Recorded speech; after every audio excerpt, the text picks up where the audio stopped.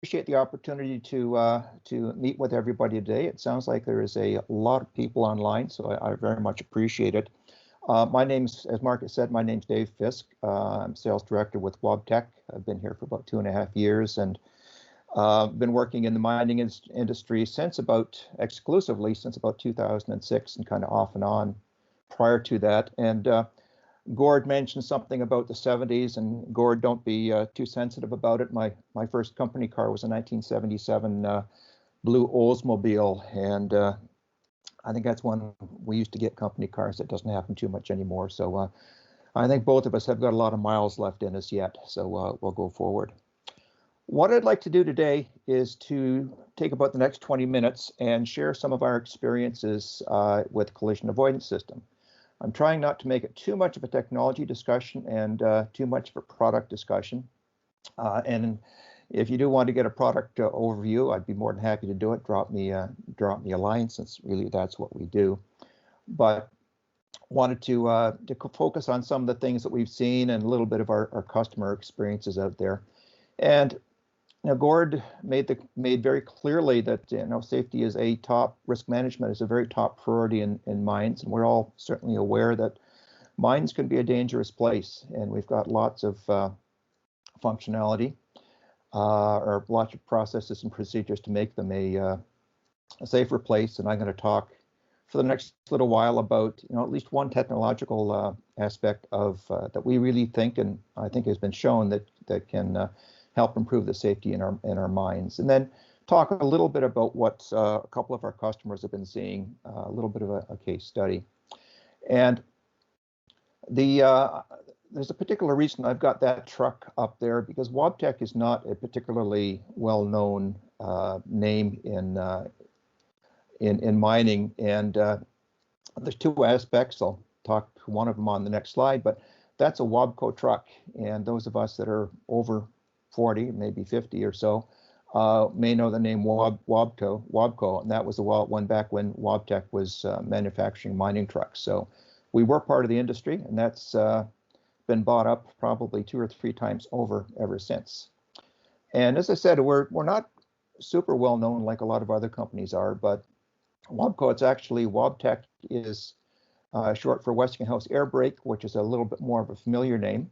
We are a very large company, Fortune 388, to be honest, with about 27,000 employees worldwide, with a total focus on heavy equipment, heavy transportation equipment and technologies.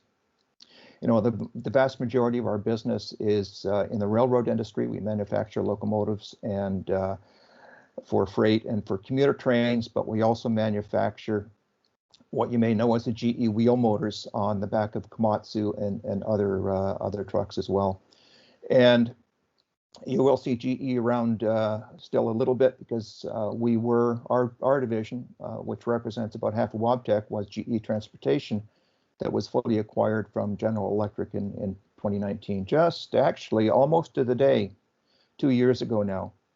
And our focus is really 3 pillars. One is asset performance monitoring and optimizing equipment, both mobile and fixed equipment. Operations performance for optimizing the process, and the third area is collision awareness systems, as we're talking about today.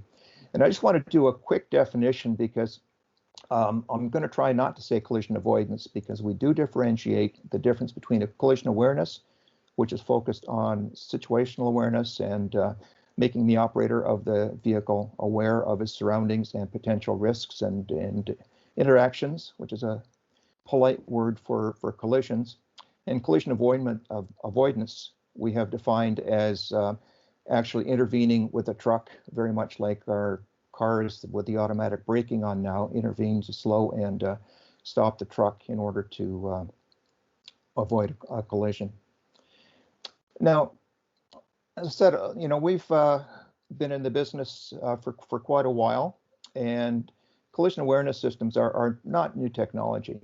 They've been around, actually, the Wabtec system's actually been in existence and evolving over the past 14 years, and has been installed in somewhere over 10,000 vehicles and somewhere over 45 mines outside right now. And we're kind of happy that we've had 370,000 plus hours of operation, and generally pretty safe.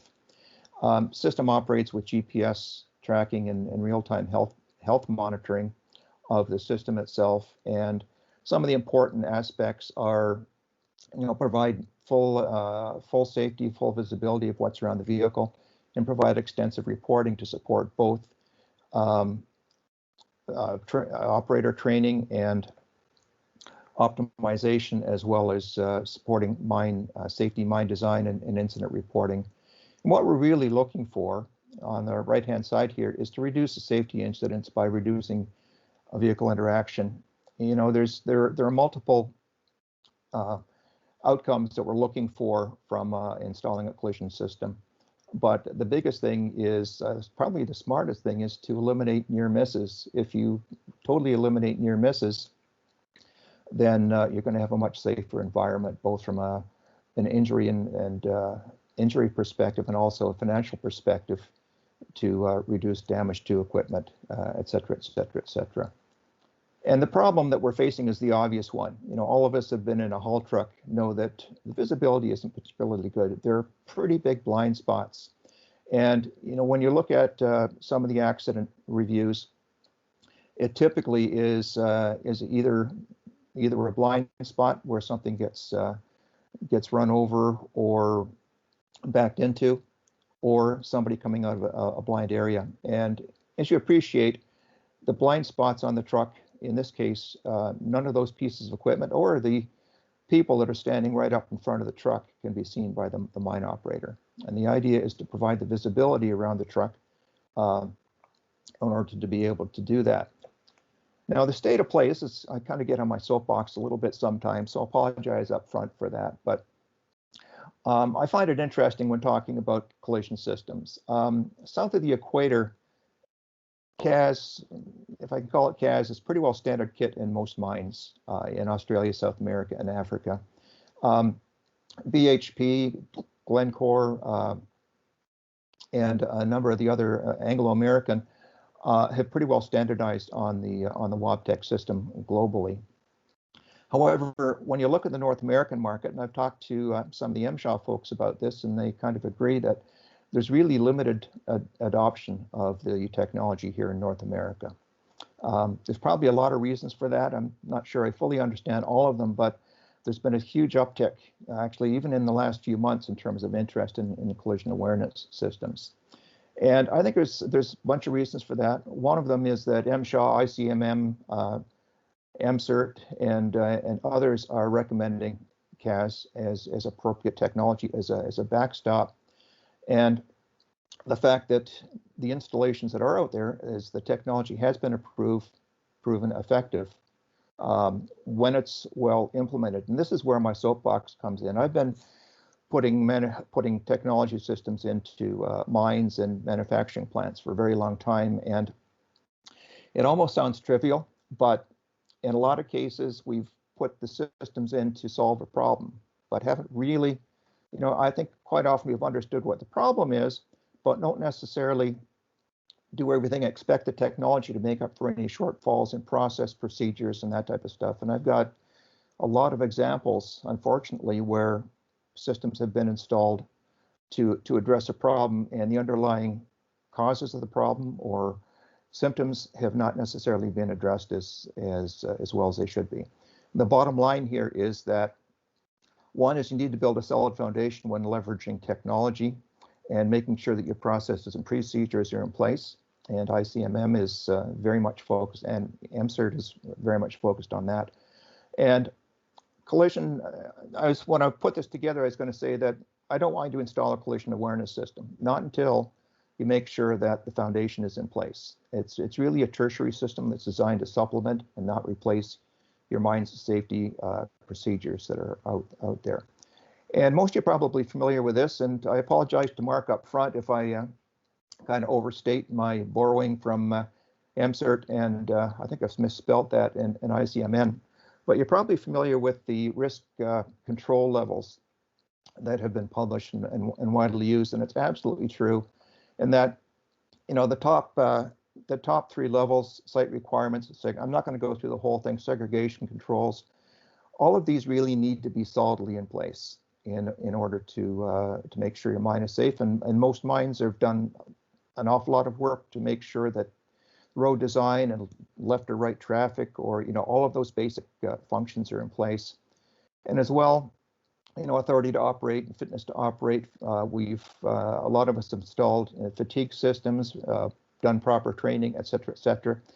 And again, it sounds kind of trite, but you know, having been in the business for quite a while, there's way too many times where we install a technology, whether it's a CAD system or maintenance management system or something, to solve problems without really focusing on getting the foundation correct.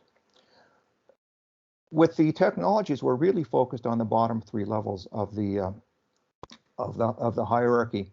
And the Wabtec system up to this point in time has really been focused on level 7, which is operator awareness. And that's where it alerts the operator through visualization, which we'll look at in a second, and alarms that there is a potential, that there's traffic out there and a potential risk. Level 8 is where we have moved to and are moving to very quickly, and that's advisory controls, where the operator of the equipment is advised, whether it's through a verbal command or another alarm or a visual alarm, to do something like slow or stop or turn, but it actually doesn't take over the controls of the truck, which is the next level, as you guys are aware, which is intervention controls. And you know, it's that's here and now at this point in time, and it's very rapidly coming out as well, where the system actually intervenes to slow or stop the vehicle, very much like a lot of our cars do. When you get too close to the car in front, it slams the brakes on for you without any operator intervention whatsoever. And again, thanks to the ICM and Emerst for, and I've misspelled it this time, one of the times anyway, for this information. And now, kind of moving on, the value proposition, again, thank ICMM for this with the goals, but I think it made perfect sense in terms of, depending on the level of maturity of your processes and procedures, ultimately what we're trying to do is absolutely no unwanted vehicle interactions, which means that equipment damage is rare and, you know, non-existent. I think it's certainly the goal. In most cases, it's not quite where we're at today. Zero injuries and fatality exposure is definitely where we want to be. And then the other piece of this is highly reliable operator performance. And that's an area where collision awareness system and the reporting functions around it can really help, because it will help support training of your operators. And I hesitate to use the word police, but basically kind of track on how well things are going with that.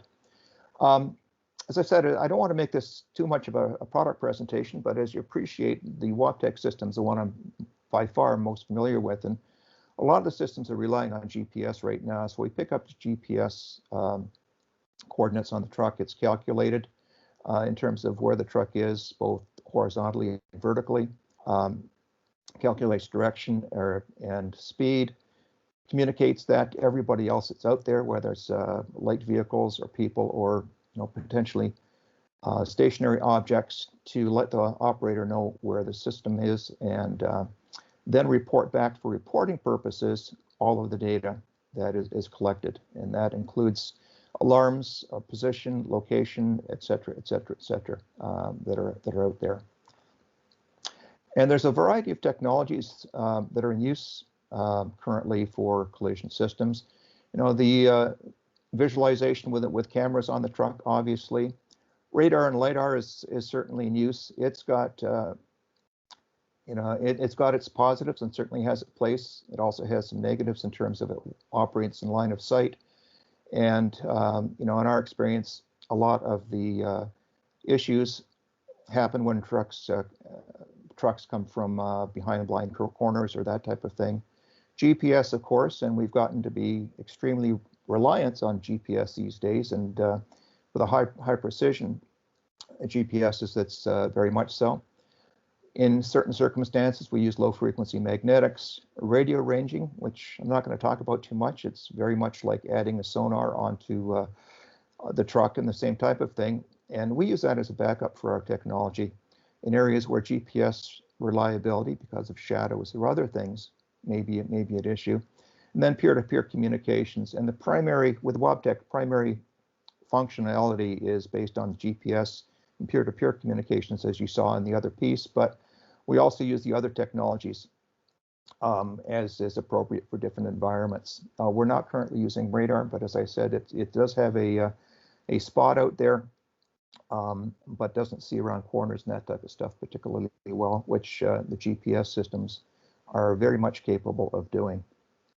Now, I'm going to play a little bit of a video that gives you a feel for what a haul truck operator sees. And I'm not going to talk over it because I don't think the sound comes across over Teams, but it does on my side, so it's kind of noisy because it is inside a haul truck, and we do that.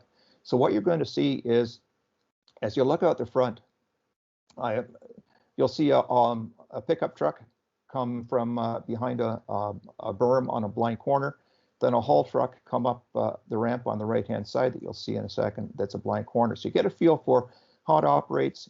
You also see the screen change as the screen alarms, or the system alarms as it comes by.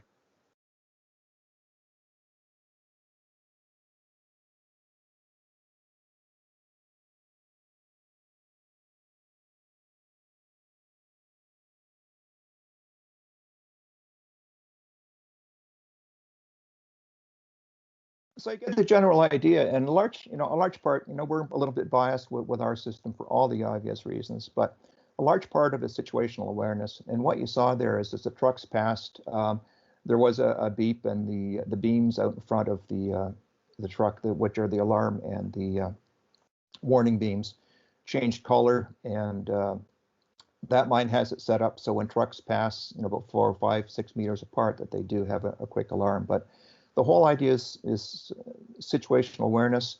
Let the operator know who's around him, where they are, what the orientation is, which direction they're going.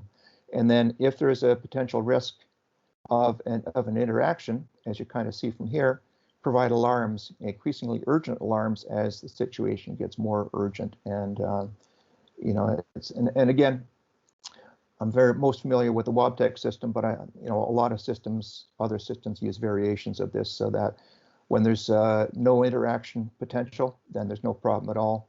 As you go from number 2 to number 3 to number 4, as the beams on the system overlap and interact, first of all, you get a warning, which typically is a beep. Kind of look up and watch for the traffic. Once the secondary, or alert as we call them, beams overlap, it's much more critical, and you get a more urgent alarm, both visual and audible. And if one of those alert beams actually touches metal and the trucks are way too close and there's a potential accident, then there's a higher level of either an audible or verbal alarms that can instruct the operator to stop, turn, or whatever else is set up during the configuration of the system. I've mentioned the level 9 intervention controls, and this is the level that, again, it's very configurable, but the level that the truck would either slow or stop to avoid a collision without operator interaction. Then, of course, there's just a little bit more emphasis in terms of when things get that critical, you have a real problem, and the highest level of alert is provided to the operator. And of course, one of the big risks out there are the light vehicles, whether they're an employee truck or a contractor truck, and systems need to be installed on all of the light vehicles that are out there, and to minimize the risk.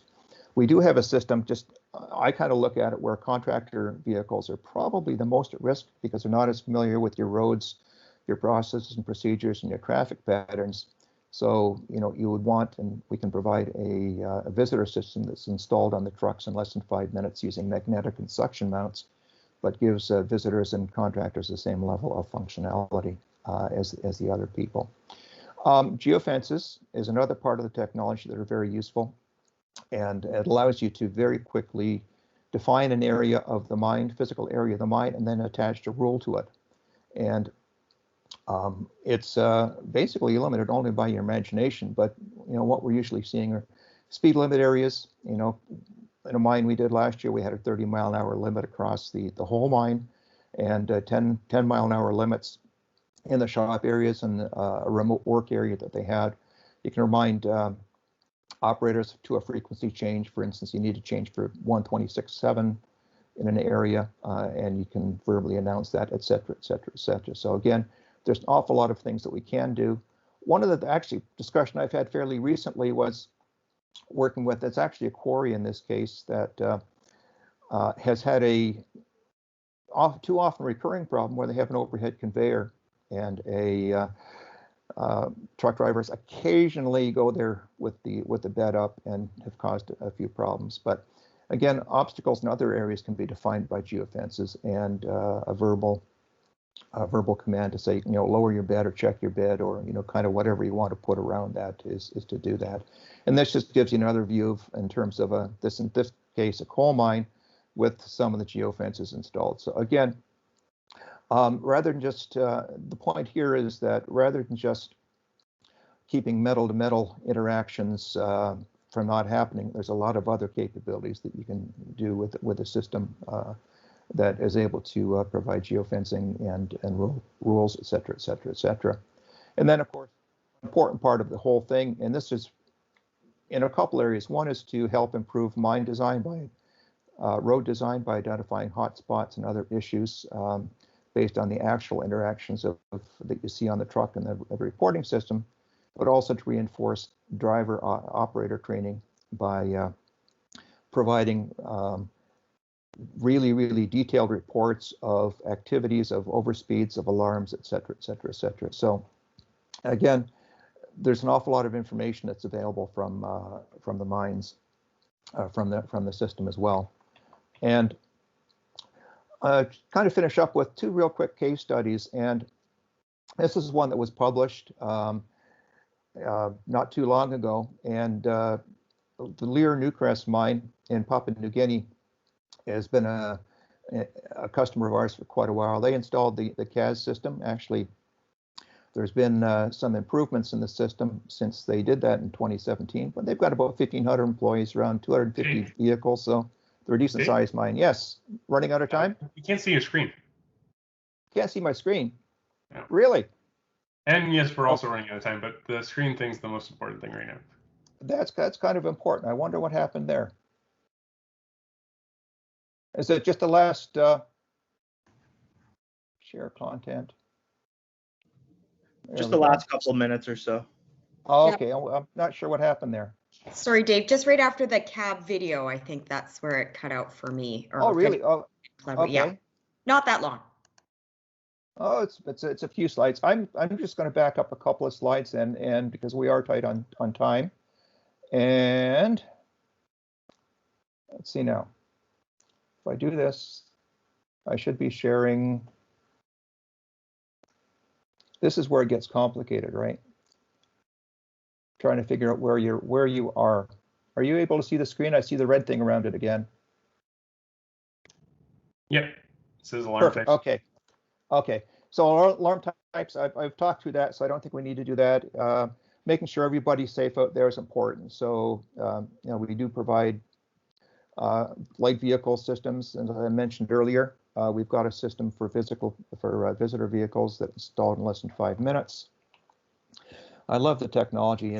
We've been working with these things for a long time, but they still aren't 100%. Usually operator error, and I'll take the blame for that one. Geofences I've talked about. I think you probably, here's the visuals, get the idea. Low overheads, and I do want to see. With COVID these days, we're not traveling, so I actually haven't seen the people that we're talking to currently.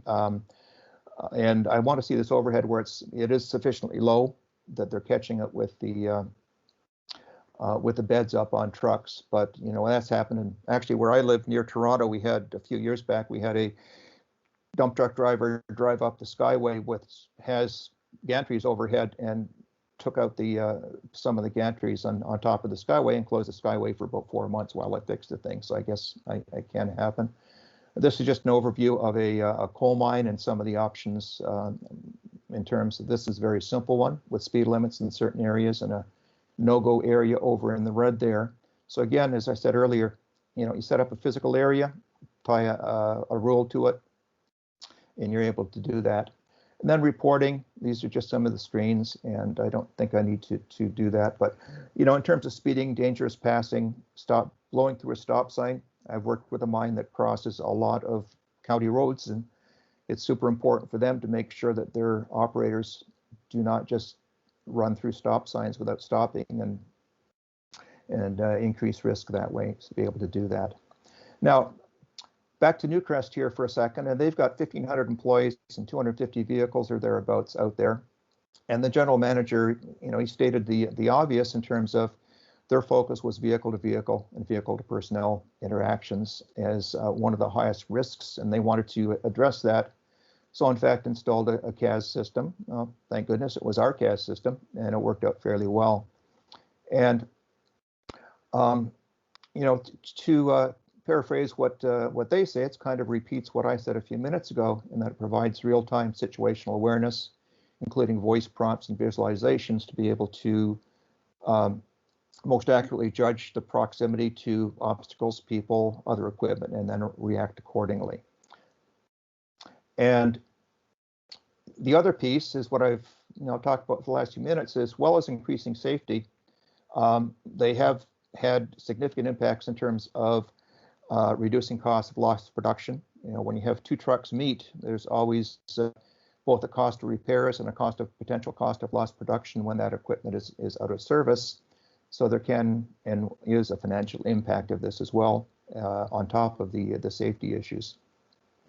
And they were pretty impressed with the fact that the high redundancy, high integrity system, and constant self-tests and some of the other capabilities allowed the system to be a high confidence system that could be relied on by the operators, and certainly consistent with the mine management in terms of the safety impact. And their bottom line is a pretty simple one. And when you look at this on face value, it's interesting, but they put a lot of time, back on my soapbox for a second, a lot of time into making sure that they had rock solid processes and safety procedures in place, and then installed the technology on top of that and got an additional 33% decrease in interactions and near misses, which was very significant and something you were totally happy with. So it wasn't just 33% decrease, because but that is on top of all the other processes and procedures that they put in place. And then the other one is a Chilean mine that is staying anonymous at this point in time, but we'll get them to Andy up at one point in time. But I included this just because it was kind of interesting, because one of the issues is what impact does the technology have, and they had some issues with accidents prior to, and they've had a system installed for about 2 years now, and have not had a serious accident since then. So they're again, I think there's probably an awful lot of effort into the basic processes and procedures, and then you layer the technology on top, and it has a significant aspect. Now, last slide here is just in terms of what are we being asked for, and this isn't a roadmap by any stretch of the imagination, but some of the things that we're seeing out there and going forward, where the level 9 vehicle intervention is going into production. As most people are probably aware, that is pending legislation in South Africa. They're being very serious about this, and it's being echoed around the world. Not necessarily the legislative part, but certainly the benefits of having a further backup system when the operator may not be reacting to the warnings for some reason. Integration is important. We're integrating currently with fatigue systems and fleet management systems, et cetera, and that's always been, in my experience, an important part of putting any system into a mine. But again, the CAS doesn't necessarily need to be a standalone system. And then there are extensions available for our system to look at predictive equipment health for your mobile fleet, as well as production and cycle time type of reporting. And then, standard GPS is pretty accurate. If I'm within, 5 or 10 meters of a moving haul truck, I definitely should not be there, no question about that. But is the biggest thing with the high precision. It's becoming easier and cheaper. So it's becoming much more easy and less expensive to be able to get an almost centimeter level of accuracy out there, and that can be applied as well. And then, of course, the important part, I love that Komatsu truck. It just doesn't look right without a cab on it, but that's kind of where we're going, isn't it? In terms of coexistence with autonomous fleets, and that is becoming more of an issue, and certainly probably with certainly some of the folks that were on the call there. And that is my little piece, and I'm definitely out of time. Thank you very much for your time, and I hope that I was able to pass some information on that was of use and of interest. Thank you.